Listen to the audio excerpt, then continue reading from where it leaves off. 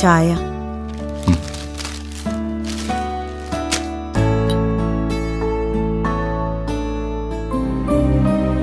എന്തടോ താൻ ഇന്നലെ ഉറങ്ങിയില്ലേ? ഇന്നലത്തെ സംഭവം തന്നെ ഓർത്തിരിക്കുകയാണോ? കുട്ടികളെ കുറിച്ച് ഓർത്തപ്പോ മനസ്സിന് എന്തോ ഒരു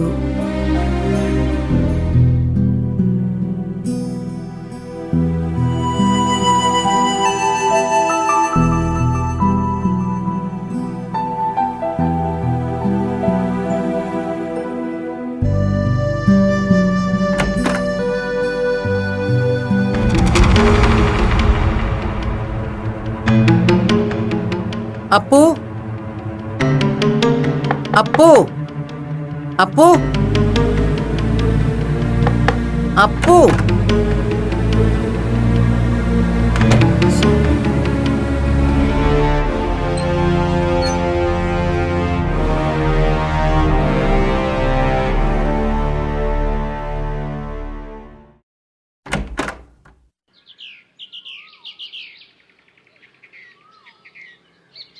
അപ്പു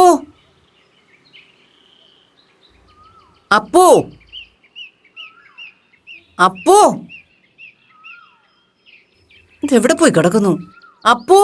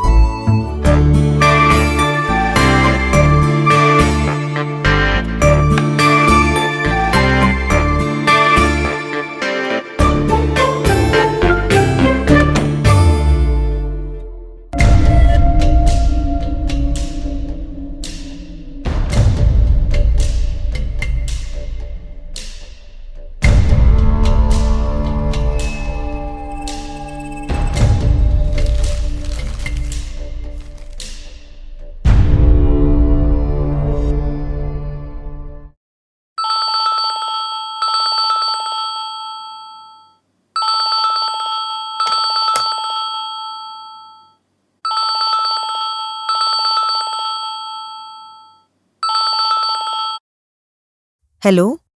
അശ്വതി, അപ്പു അവിടെ ഉണ്ടോ? ആ, ഇവിടെയുണ്ട്. അവളെപ്പോ വന്നു? അറിയില്ല. ദേ ഇപ്പൊ ഞാൻ മാളൂനുള്ള ചായയുമായി ചെന്ന് നോക്കുമ്പോ രണ്ടുപേരും നല്ല ഉറക്കവാ. ശരി അശ്വതി.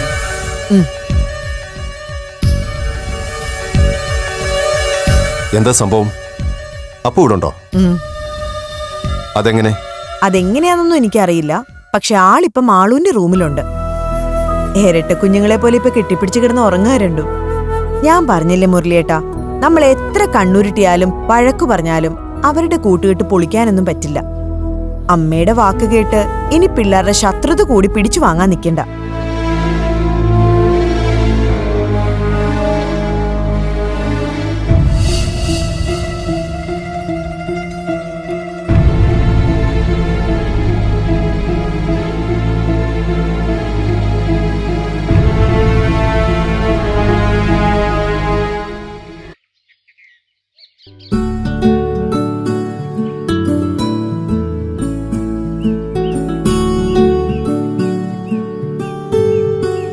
എല്ലാരും ഇങ്ങനെ മൊബൈലിൽ കളിച്ചോണ്ടിരുന്നാലോ?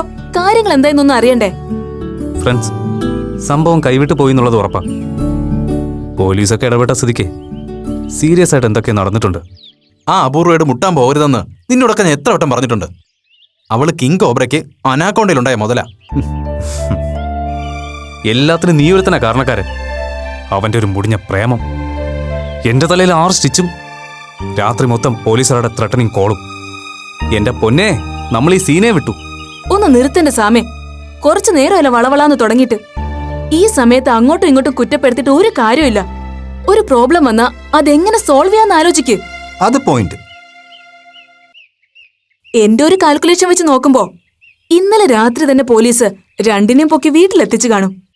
അല്ലെങ്കിൽ ഇപ്പോഴും ഏമാമാരുടെ കോള് നമുക്ക് വന്നേനെ. ഞാനും അത് ആലോചിച്ചതാ. പക്ഷെ ഒന്ന് കൺഫേം ചെയ്യാൻ എന്താ വഴി? സിമ്പിൾ. മാളവികയെ വിളിച്ചു നോക്കിയാ പോരെ? രാവിലെ ഞാൻ വിളിച്ചിരുന്നു. അവളുടെ മൊബൈൽ സ്വിച്ച് ഓഫാ. എടാ ഭീകരാ. അപ്പൊ രാവിലെ അതൊക്കെ അങ്ങ് നടത്തി. എന്നിട്ട് പൂച്ചയെ പോലെ ഇരിക്കുന്ന കണ്ടില്ലേ? അല്ല, അവളുടെ നമ്പർ കിട്ടുന്നില്ലെങ്കിൽ അവളുടെ അപ്പന്റെ നമ്പർ വിളിച്ച് ചോദിച്ചാ പോരെ? അവള് വീട്ടിലുണ്ടോന്ന് അറിയാലോ.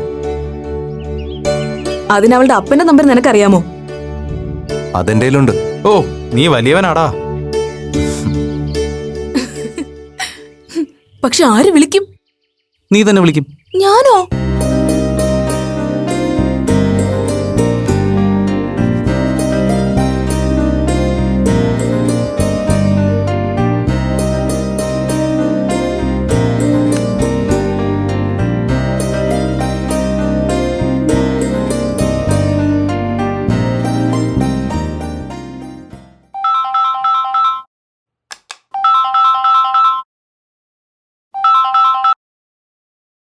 ഹലോ. ഹലോ, മുരളീകൃഷ്ണൻ സാറാണോ? അതെ. ആരാ സംസാരിക്കുന്നേ? അങ്കിൾ, ഞാൻ മാളവികയുടെ ഫ്രണ്ടാ, സുമി. സുമി എന്തിനാ വിളിച്ചത്? മാളവിക ഇന്ന് ക്ലാസ്സിൽ കണ്ടില്ല. ഞാൻ വിളിച്ചു നോക്കിയപ്പോ മൊബൈൽ സ്വിച്ച് ഓഫാ. അതാ അങ്കിളിനെ വിളിച്ച് ചോദിക്കാന്ന് വിചാരിച്ചേ. അവൾക്ക് എന്ത് പറ്റി അങ്കിൾ? മാളൂന് നല്ല സുഖമില്ല, അതുകൊണ്ട് ഇന്ന് വരാത്തത്. അവൾ അടുത്തുണ്ടോ അങ്കിൾ? ഇല്ല, നല്ല മയക്കത്തില്ല. എന്തെങ്കിലും അത്യാവശ്യം ഉണ്ടേ പറഞ്ഞോളൂ. ഉണരുമ്പോ ഞാൻ അറിയിച്ചോളാം. ഒന്നുമില്ല അങ്കിൾ. പിന്നെ ഇവിടെ മറ്റു കുട്ടികളൊക്കെ പറയുന്നു അപൂർവയെ സസ്പെൻഡ് ചെയ്തത് കൊണ്ടാണ് മാളവികയും ക്ലാസ്സിൽ വരാത്തതെന്ന്. അങ്ങനെയൊന്നും അല്ലല്ലോ അങ്കിൾ. അപ്പുവിനെ അല്ല, അപൂർവയെ സസ്പെൻഡ് ചെയ്തതിന് മാളവിക എന്തിന് ക്ലാസ്സിൽ വരാതിരിക്കണം? കുട്ടി അത് അറിയാനാണോ ഇപ്പൊ ഇങ്ങോട്ട് വിളിച്ചത്? സോറി അങ്കിൾ, ഞാൻ വെറുതെ ചോദിച്ചെന്നേ ഉള്ളൂ. ഓക്കെ അങ്കിൾ, ഞാൻ പിന്നെ വിളിക്കാം. പിന്നെ വിളിക്കണ്ട.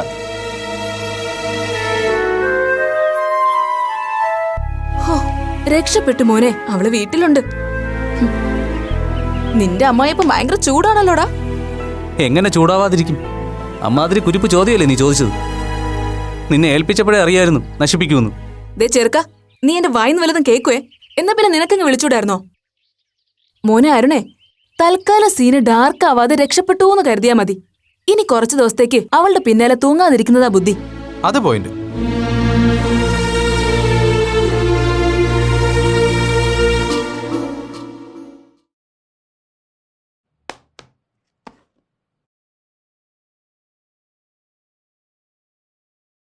അവള് കഴിക്കുന്നില്ലേ? റെഡിയാകുവാൻ തോന്നുന്നു. അപ്പു പോയോ? ചായ കുടിക്കാൻ വിളിച്ചിട്ട് പോലും നിന്നില്ല. രാത്രി മതിരി ചാടി അന്യ വീട്ടിൽ കയറുക എന്ന് പറഞ്ഞാ താൻ തോന്നിത്തരമാണ്. അതൊക്കെ ഇപ്പോഴേ പറഞ്ഞു വിലക്കുന്നതാ എല്ലാവർക്കും നല്ലത്. ഞാൻ പറയുമ്പോ നിങ്ങൾക്കാർക്കും ഇഷ്ടപ്പെടില്ല. എന്നാലും പറയാനുള്ളത് ഞാൻ പറയും. ഈ കൂട്ടുകെട്ട് ഇനിയും മുന്നോട്ട് കൊണ്ടുപോയാ നമ്മുടെ കൊച്ചിന്റെ ഭാവിയായിരിക്കും ഇല്ലാതാകുന്നത്. അനുഭവിക്കേണ്ടി വരുന്നത് നിങ്ങളും. ആ പണിക്കാർക്കും ഗീതയ്ക്കും സ്വന്തം മോള് വേലിയും പൊളിച്ച് നടക്കുന്നതേ ഒരലങ്കാരമായിരിക്കും. നമ്മൾ തറവാട്ടുകാരാ. അപ്പൊ അതിന്റെ അന്തസ്സിലും മാന്യതയിലും വേണം പെങ്കൊച്ചുങ്ങളെ വളർത്താനും മറ്റൊരു വീട്ടിലേക്ക് പൊറുതിക്ക് വിടാനും.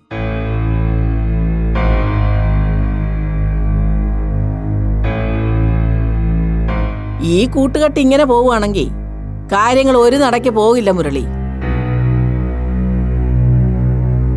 അമ്മ പറയുന്ന കാര്യമുണ്ടെന്നറിയാം. എല്ലാം ഒറ്റയടിക്കങ്ങ് അറുത്തുമുറിച്ച് കളയാൻ പറ്റില്ലല്ലോ. പറ്റണം.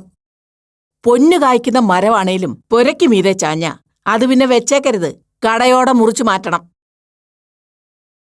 അമ്മ വിചാരിക്കും പോലെ അതത്ര എളുപ്പമല്ല. എത്ര വർഷങ്ങളായിട്ടുള്ള ബന്ധവും അവരായിട്ടുള്ളത്. ഓ, വെറും അയൽപക്കവും കൂട്ടും, അല്ലാതെ രക്തബന്ധമൊന്നും അല്ലല്ലോ.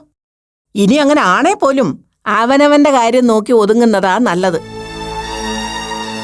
അപ്പുവിനെന്തായാലും കുറച്ചു നാളത്തേക്ക് കോളേജിൽ പോകാൻ പറ്റില്ലല്ലോ. കോളേജിൽ വേറെ കുട്ടികളുമായിട്ട് കൂട്ടൊക്കെ ആവുമ്പോൾ മാളുവിന് അതിൻ്റെതായ മാറ്റം ഉണ്ടാവും. അതിനി അവള് കോളേജിൽ പോകുന്നുണ്ടോന്ന് എങ്ങനെ അറിയാം? ഒറ്റയ്ക്ക് അങ്ങനെ ഇതുവരെ പോയിട്ടില്ലല്ലോ. അവള് ക്ലാസ്സിൽ പോയിരിക്കേണ്ട കാര്യമൊന്നുമില്ല. ഇന്നിനിപ്പോ ഇങ്ങനെ പോട്ടെ. നാളെ മുതൽ അവളുടെ അടുത്ത് കോളേജിൽ പോകാൻ പറയണം.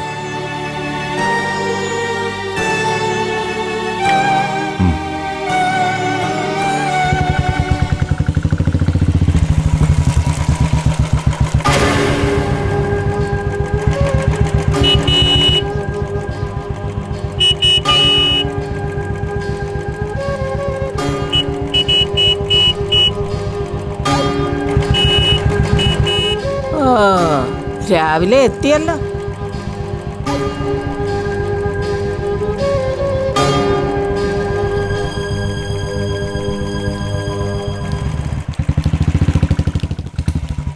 മാളു, എങ്ങോട്ടാ രാവിലെ തന്നെ രണ്ടുപേരും കൂടി? അപ്പൂന്റെ കൂടെ ഒരു സ്ഥലം വരെ പോണം. അത് എങ്ങോട്ടാണെന്നാ ചോദിച്ചത്. അതെനിക്കറിയില്ല, പോയിട്ട് വന്നിട്ട് പറയാം. മാളു, ഇനിയും ഓരോ കൊല്ലപ്പെടുത്ത് തലവെക്കാനാണോ? അച്ഛാ പ്ലീസ്, അപ്പു ഒരു കുഴപ്പം ഉണ്ടാക്കില്ല. ഞാനല്ല ഉറപ്പ് പറയുന്നത്. ദേ വരുന്നു. എടിവെല്ലും കഴിച്ചിട്ട് പോവും. വേണ്ട, വന്നിട്ട് കഴിക്കാം.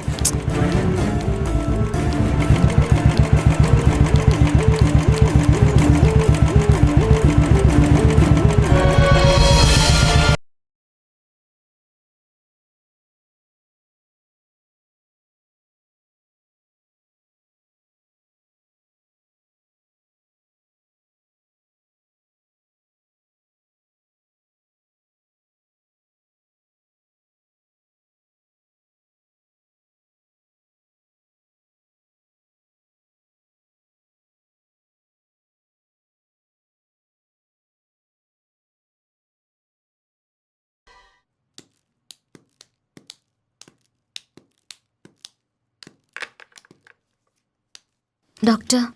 യെസ്. കൂട്ടുകാരികൾക്ക് എന്താ ഇങ്ങനൊരു സംശയം തോന്നാൻ കാരണം? Tell me. സംശയം ഇവക്കല്ല, എനിക്കാണ്. പിന്നെ അത് വെറുമൊരു സംശയമല്ല, സത്യമാണ്. No, no way. കുട്ടി വിചാരിക്കുന്ന പോലെ അതിൽ 1% പോലും സത്യമില്ല. ഇത് നിങ്ങളെ ആശ്വസിപ്പിക്കാൻ പറയുന്ന വെറും വാക്കല്ല കേട്ടോ. എന്റെ ഫൈൻഡിങ്സിൽ എനിക്ക് ബോധ്യപ്പെട്ട കാര്യമാണ്. അപൂർവ പൂർണ്ണ വളർച്ചയെത്തിയ ഒരു പെൺകുട്ടിയാണ്. പെൺകുട്ടി മാത്രം, in all sense. No, I doubt. ഡോക്ടർക്ക് എന്റെ റിയൽ പ്രോബ്ലം എന്താന്ന് ഇനി മനസ്സിലായിട്ടില്ല. എക്സ്ക്യൂസ് മീ, അപൂർവ കുറച്ചു നേരത്തേക്കൊന്ന് പുറത്തേക്കാമോ? ഞാൻ ഈ കുട്ടിയെടുത്തൊന്ന് സംസാരിച്ചോട്ടെ. സോറി, ഡോക്ടർ ഇവളോട് എന്ത് സംസാരിച്ചാലും അത് ഞാൻ അറിയും. നേരിട്ടാവുമ്പോ ഒരു റിപ്പോർട്ടിംഗ് ഒഴിവാക്കാമല്ലോ. തന്നെയുമല്ല, ഞാനാണല്ലോ പേഷ്യന്റ്. അപ്പോൾ കാര്യങ്ങൾ തുറന്ന് സംസാരിക്കേണ്ടത് എന്നോടല്ലേ? ഓ, ഓക്കെ, എൻ്റെ ഒബ്സർവേഷനിൽ എനിക്ക് മനസ്സിലായ വസ്തുതയാണ് ഞാൻ നിങ്ങളെ അറിയിച്ചത്. പൂർണ്ണ വളർച്ചയെത്തിയ ഒരു സ്ത്രീ ശരീരത്തിനപ്പുറം എന്തെങ്കിലും ഒരു പ്രത്യേകത, അസാധാരണമായിട്ടോ അപൂർവമായിട്ടോ ഒന്നും തന്നെ എനിക്ക് അപൂർവയിൽ ഫീൽ ചെയ്തിട്ടില്ല. എന്നിട്ടും അങ്ങനെ ഒരു സംശയം അപൂർവയിൽ ഇപ്പോഴും ബാക്കിയുണ്ടെങ്കിൽ അതിന് എന്നെപ്പോലെ ഒരു ഡോക്ടറിന് പ്രത്യേകിച്ച് ഒന്നും ചെയ്യാനില്ല എന്നതാണ് സത്യം. You better consult A psychologist. നല്ലൊരു കൗൺസിലിംഗ് കൊണ്ട് അപൂർവയ്ക്ക് ഈ സംശയങ്ങളിൽ നിന്ന് രക്ഷപ്പെടാൻ പറ്റിയേക്കും. ശരി.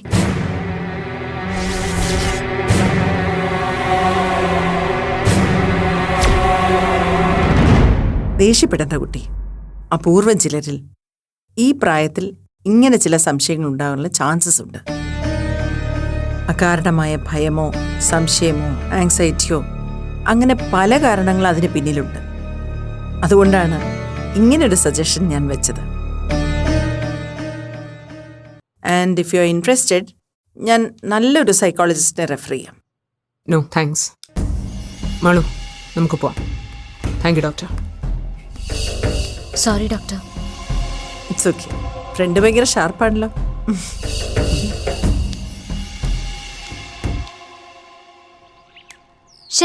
ഭയങ്കര ബോറായിപ്പോയി.